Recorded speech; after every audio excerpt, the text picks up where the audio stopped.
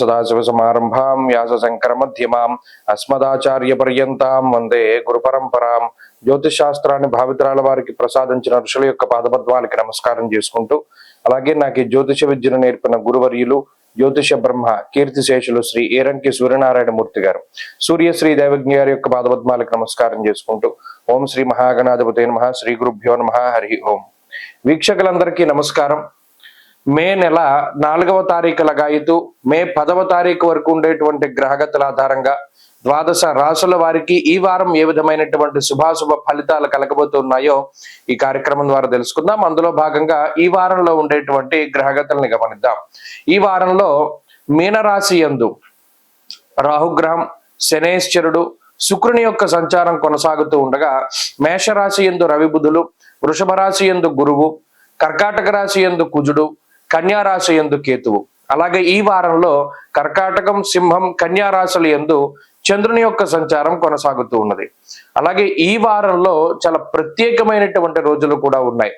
ఉదాహరణకి ఈ వారంలో వచ్చేటువంటి డొల్లు కర్తెర గాని, అన్నవరం సత్యదేవుని యొక్క కళ్యాణం గాని, శ్రీ వాసవి అమ్మవారి యొక్క జన్మదినోత్సవం గాని ఇలా పురస్కరించిన ఈ వారంలో పర్వదినాలు కూడా చాలా అధికంగానే కనబడుతూ ఉన్నాయి. ఇటువంటి గ్రహస్థితుల్లో ద్వాదశ రాశుల వారికి ఏ విధమైనటువంటి శుభాశుభ ఫలితాలు కలగబోతున్నా తెలుసుకుందాం. అందులో భాగంగా మొదటిది మేషరాశి. మేషరాశి వారికి ఈ వారంలో గురుచంద్రుల తాలూకు అనుకూల్యత కనబడుతూ ఉన్నది. అనగా 2 గ్రహాలు యోగిస్తూ ఉన్నారు. ముఖ్యంగా 2వ స్థానమందు గురుడు, వారాంతంలో యోగించేటువంటి షష్ఠ చంద్రుడు, ఈ 2 గ్రహాల యొక్క అనుకూలిత ఉన్నది.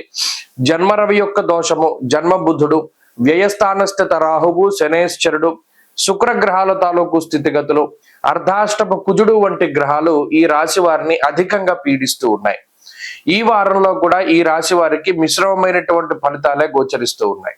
ముఖ్యంగా వ్యయస్థాన స్థిత శుక్రుడు గాని, వ్యయస్థాన స్థిత రాహువు గాని, శనేశ్వరుడు గాని ప్రత్యేకించి స్థానచలనానికి ఎక్కువ అవకాశాన్ని కల్పిస్తారు. ఒక స్థానాన్ని వదిలిపెట్టి వేరే స్థానానికి వెళ్ళడానికి, ఎక్కువ ప్రయాణాలు చేయడానికి, అధికమైనటువంటి ఖర్చుకి అవకాశాన్ని కల్పిస్తారు. అలాగే ప్రత్యేకించి ఈ వారంలో చంద్రుడు చతుర్థ పంచమ స్థానాల్లో సంచరిస్తూ ఉన్నప్పుడు కొంత మనసుకి నచ్చనటువంటి పనులను సైతం చేయవలసినటువంటి పరిస్థితులు ఏర్పడతాయి.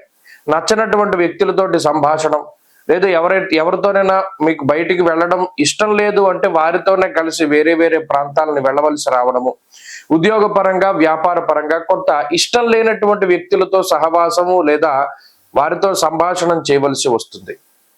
అలాగే జీవితంలో కొన్ని సందర్భాల్లో మనకి ఎంత కష్టం వచ్చినా ఈ పని చేయకూడదు, లేదా అసలు ఈ సందర్భంలోనూ ఇలా వెళ్ళకూడదు అనేటువంటి కొన్ని కట్టుబాట్లు పెట్టుకున్నప్పుడు వాటిని పక్కన పెట్టి కొన్ని పనులను సైతం చేయవలసినటువంటి పరిస్థితులు ఏర్పడతాయి.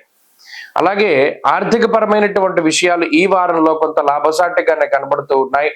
ప్రత్యేకించి చంద్రుని యొక్క ఆనుకూల్యత వల్ల ఈ రాశి వారికి కొంత వారం చివరిలో మానసిక ప్రశాంతత అనేటువంటిది ఏర్పడుతుంది.